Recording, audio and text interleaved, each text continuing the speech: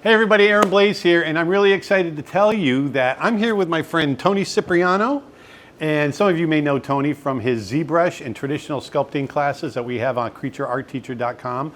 Well, on August 22nd and 23rd, we are doing a virtual live event with Tony where he's going to be doing some ZBrush sculpting of a gorilla. I'm going to be doing a whole bunch of drawings of the gorilla to do a turnaround. Then I'm going to throw it to Tony and he's going to do the sculpt. I'm going to let Tony tell you about it now. We're going to start with a basic A pose, and we're going to sculpt the figure like that in symmetry in ZBrush. And we are going to provide you with the files that you need, the sculpting files and the reference files. And then toward the end, using some of Aaron's turnaround drawings, we're going to pose the figure into a more dynamic pose. And I'll be with you every step of the way. Okay, so August 22nd and 23rd, it's going to be a great time. Bring your ZBrush.